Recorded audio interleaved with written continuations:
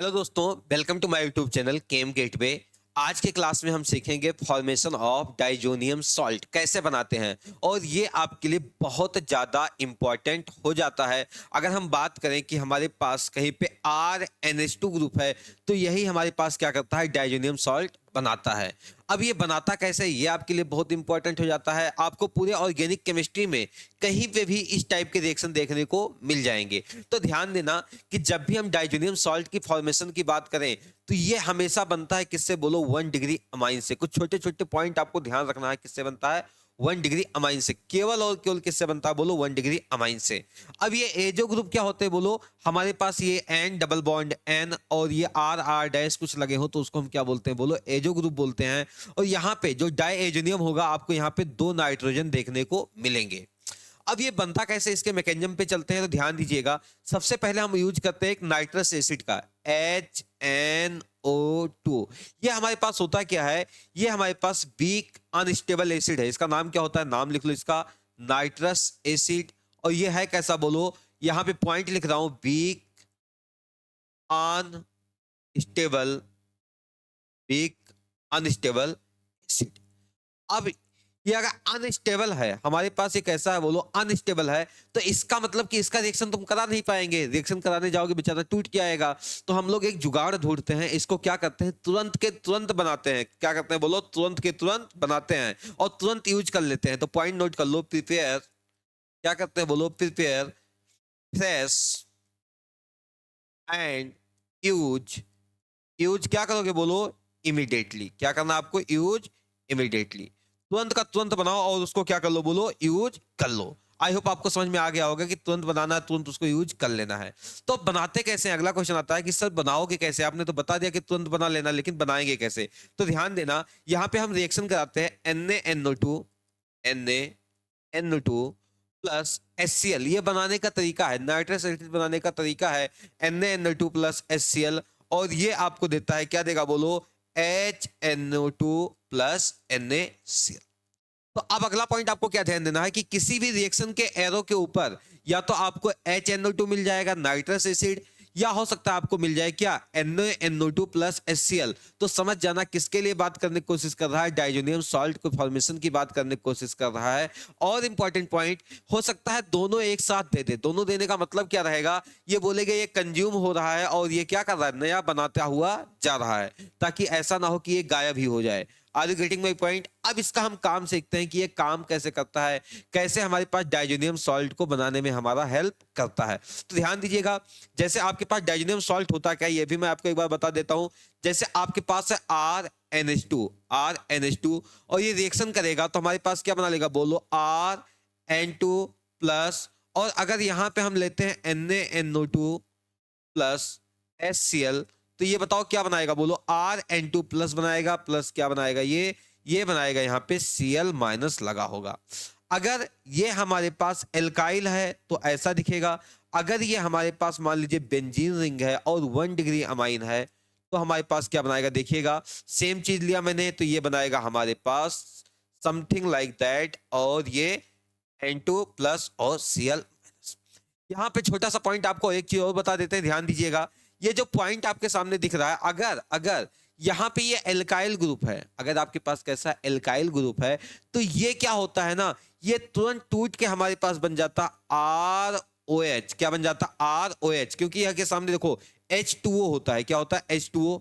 आप किसी न किसी सॉल्यूशन में रिएक्शन करा रहे होंगे। ये भी क्या होता है, ये N2 गैस ना यहां से उड़ के जाना चाहता है, लेकिन जो दूसरा जो नीचे वाला है ना, यहाँ पे थोड़ा थोड़ा क्या होता है, रेजोनेंस हो रहा होता है बेंजीन रिंग के साथ, जो कि हमारे पास 0 से 5 डिग्री सेल्सियस तक क्या होता है, बोलो ये हमारे पास पड़ा रहता है, ये टूट के नहीं जाता। लेकिन जब आपके पास एल्काइल वाला डाइजोनियम सॉल्ट बनाओगे, तो ये क्या होता है, टूट जाता है। ये यहाँ से N2 जाता है, यहाँ से कौन जाएगा, बोलो N2। और इस Cl माइनस को कौन लेके जाएगा, बोलो इसका H प्लस लेके जाता है, ये Cl माइनस को। और ये OH किसके साथ जुड़ जाएगा, R के साथ, तो ये बन गया ROH प्लस क्या बन गया, बोलो N2 प्लस क्या बन गया आपके पास HCl। और यहाँ पे N2 गैस का फॉर्मेशन हो रहा है, जो कि हमको क्या करता है, बोलो हमारे पास एक फेवरेबल कंडीशन होता है कि यहाँ पे एंट्रोपी इंक्रीज होता है, तो ये रिएक्शन और अच्छे से हमारे पास आगे बढ़ जाता है। तो आपको ध्यान रखना है कि जब RnH2 आए, तुरंत के तुरंत क्या होगा, बोलो N2 गैस उड़ेगा, N2 गैस उड़ेगा। लेकिन हमारे पास अगर ये बेंजीन डाइजोनियम सॉल्ट बनता है, इसको नाम क्या होता है बोलो? इसका नाम होता है benzene, benzene diazonium, diazonium salt बोल सकते हो या डाइजोनियम क्लोराइड बोल सकते हो, कोई दिक्कत वाली बात नहीं है। ऐसे ही क्या हो जाएगा बोलो? Alkyl diazonium chloride, alkyl diazonium chloride. तो यहाँ पे क्या, ये स्टेबल है लेकिन ये हमारे पास स्टेबल नहीं है, तो यहाँ से N2 गैस आपको मिल जाएगा। अब चलते हैं, हम सीखते हैं कि कैसे हम बनाएंगे डाइजोनियम सॉल्ट। आपको तो इसके रिएक्शन दुनिया भर के देखने को मिल जाएगा, जो नीचे दिख रहा है ना, इसको तो आप एकदम याद कर लीजिएगा। अच्छा, आज के क्लास में अभी हम इसको सेपरेट करना भी बताएंगे कि इसको हम सेपरेट कैसे कर सकते हैं। आप सोचो ना, कॉमन सेंस लगाओ कि पहला, अगर आपके पास एल्काइल अमाइन होगा तो होगा क्या? तुरंत का तुरंत आपको क्या मिल जाएगा? N2 gas. लेकिन क्या अगर हमारे पास एनिलीन होगा तो N2 गैस मिलेगा क्या? N2 गैस नहीं मिलेगा। तो कहीं ना कहीं ये एक आपको सेपरेट करने का तरीका भी हो गया। चलिए अब सीखते हैं कि कैसे बनाएंगे हम क्या, डाइजोनियम सॉल्ट। तो डियर स्टूडेंट, चलिए अब हम इसका क्या सीखते हैं बोलो, मैकेनिज्म को देखते हैं। फटाफट देखिएगा, ध्यान रखिएगा। सबसे पहला काम क्या करना बोलो? सबसे पहले लोगे NaNO2 प्लस क्या लोगे? HCl लोगे। आपको पता ही ये क्या बनाएगा बोलो? HNO2 प्लस क्या बनाएगा?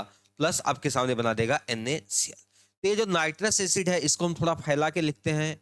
ये कैसा दिखेगा? OH, और ये दिखेगा N डबल बॉन्ड O, यहाँ पे आपको देखने को मिलेगा। अगले स्टेप में क्या होगा, ध्यान रखिएगा, ये एसिडिक मीडियम है तो इसका प्रोटोनेशन होगा, और ये हमारे पास यहाँ पे इसके पास लोन पेयर है, इसका प्रोटोनेशन होगा यहाँ पे।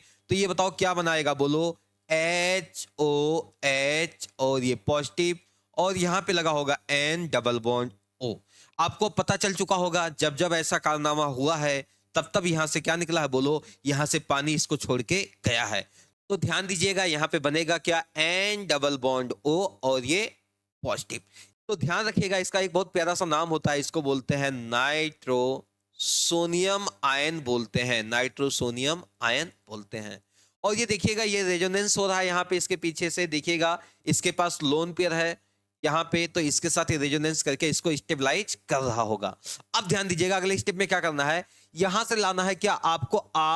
RNH। मैंने क्या बोला था आपको? एक पॉइंट बोला था, याद करिए, कि जब भी हमारे पास यहां पे आएगा तो ये 1 डिग्री अमाइन होना चाहिए। मैंने ये पहले ही पॉइंट बोल दिया। तो क्या ये 1 डिग्री अमाइन है क्या? ये 1 डिग्री अमाइन है। ये आपके पास इथाइल हो सकता है या प्रोपाइल हो सकता है, कुछ भी हो सकता है, प्लस इसके साथ बेंजीन रिंग भी हो सकता है। ठीक है, अब करना क्या है, ध्यान रखिएगा। एक चीज और ध्यान रखिएगा कि जब हम मिथाइल लेते हैं ना, तो वहां पे हमारे पास कुछ और कंपाउंड बन जाते हैं, इन केस ऑफ केवल किसके? मिथाइल के। चलो अब देखो क्या होगा, जब ये RNH2 हमारे पास रिएक्शन करेगा, सामने कौन आएगा बोलो? नाइट्रोसिनियम आयन आएगा, पॉजिटिव चार्ज लेके बैठा है। तो ये लोन पे क्या करेगा? इसके ऊपर करेगा क्या? अटैक करेगा। कैसे? अटैक।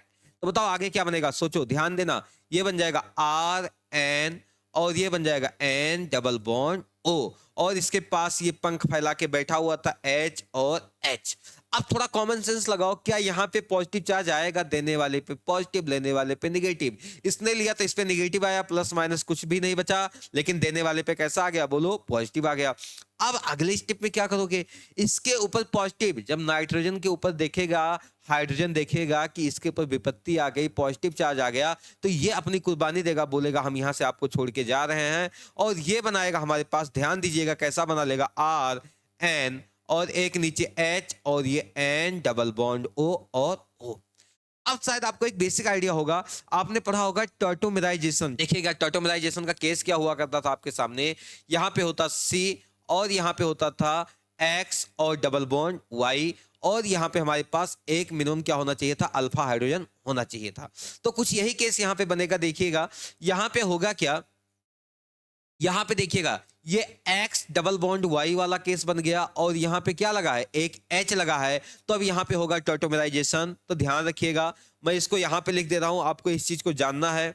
यहाँ पे इसका हुआ टॉटोमेराइजेशन। मैं तो क्या बनेगा बोलो? ये H यहाँ से जाएगा, ये H कहाँ पे जाएगा? देखो इसको फिर से बना दे रहा हूँ, ध्यान से देखो, RNH, और ये यहाँ पे N डबल बॉन्ड O। तो इसको हम थोड़ा ऊपर करके बना रहे हैं ताकि और आपको अच्छे से क्लियर हो। N डबल बॉन्ड O, ये डबल बॉन्ड यहाँ शिफ्ट होगा, और ये H कहाँ पे जाके लगेगा? यहाँ पे जाके लगेगा जब माइनस ऊपर जाएगा।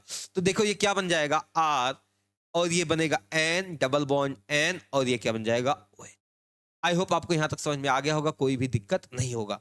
अब अगले स्टेप पे क्या करना है, आपको लेके आना है, आपको पता है कि एसिडिक मीडियम है तो ये देखेगा H+ को, इसको देख के रहा नहीं जाएगा, आपको पता है इसके लोन पेयर को लालायित है H+ के चक्कर में, तो ये क्या बना लेगा बताओ, जल्दी से बताओ क्या बना लेगा, RN डबल बॉन्ड N और ये बना लेगा OH2+। बताओ, अपने पैर पे कुल्हाड़ी मारा, OH2+ बना लिया, तो अब इसको छोड़ के जाना पड़ेगा, तो ये छोड़ने के लिए तैयार है, जैसे ये छोड़ के जाएगा आपके सामने नीचे बन के आएगा क्या, RN डबल बॉन्ड N, इसके ऊपर पॉजिटिव चार्ज। अब इस लोन पेयर को लेके बैठा हुआ नाइट्रोजन देखेगा कि हमारे पड़ोसी के ऊपर पॉजिटिव चार्ज आया है, कहेगा कुछ नहीं, आइए हम आपका हेल्प करते हैं, अपना लोन पेयर तुरंत क्या कर देगा, इसको आगे फेंकेगा और ये क्या बनाएगा बोलो, ये बनाएगा हमारे पास RN और यहाँ पे बनाएगा N और ये N, और एक टाइप का ये कोऑर्डिनेट बॉन्ड है हमारे पास, तो यहाँ पे देने वाले पे पॉजिटिव, लेने वाले पे नेगेटिव, तो ये लेके क्या हो जाएगा, कुछ भी नहीं बचेगा, तो ये हमारे पास RN2+ बन जाएगा, और सामने जो भी हम लोग यहाँ पे एनायन होगा हमारे पास वो आके लग जाएगा Cl-, ऐसा कुछ मिलेगा। तो आप इसको शॉर्ट फॉर्म में लिख सकते हो क्या, RN2+ और Cl-। यही आपका क्या है, डाइजोनियम क्या है बोलो, सॉल्ट है, डाइजोनियम क्लोराइड है। यहाँ पे आपके सामने बेंजीन भी हो सकता है आर के जगह पे, मतलब फिनाइल ग्रुप हो सकता है या एल्काइल ग्रुप, कुछ भी हो सकता है। तो आप लोगों ने बनाना सीख लिया। अब इसके देखो दुनिया भर के रिएक्शन मिलेंगे। आपको सिंपली क्या करना है, जब भी आपके सामने आर NH2 मिले और सामने HNO2 दिख जाए या NaNO2+ HCl दिख जाए या दोनों दिख जाए, तो आपको मान लेना है कि यहाँ पे डाइजोनियम सॉल्ट का फॉर्मेशन होगा, और उसके बाद हमारे पास जो भी रिएक्शन होते हैं वो रिएक्शन आगे कैरी आउट होगा। अब आपके मन में एक क्वेश्चन आ रहा होगा कि सर अगर हम इसको 1 डिग्री ना लेके 2 डिग्री ले लिए होते तो, और समझाते हैं 2 डिग्री ले लिए होते तो क्या होता। सोचो 2 डिग्री अगर लिए होते तो यहाँ पे क्या हो जाता, इस H के जगह पे क्या होता, इस H के जगह पे क्या होता बोलो, R होता, इस H के जगह पे क्या होता बोलो, R होता। अगर यहाँ पे R होता तो पहले केस में क्या करता, ये H तो गायब होता, ये प्रोसेस होता, लेकिन इसके आगे प्रोसेस हो पाता क्या, ये हमारे पास यहाँ से H को, ये जो आप लोगों ने ये इस H का, यहाँ पे ध्यान से देखिएगा, जो H का, इस H का आपने क्या किया, यहाँ पे जो टर्टोमराइजेशन किया, क्या ये प्रोसेस हो पाता क्या, ये टर्टोमराइजेशन वाला स्टेप हो ही नहीं पाता।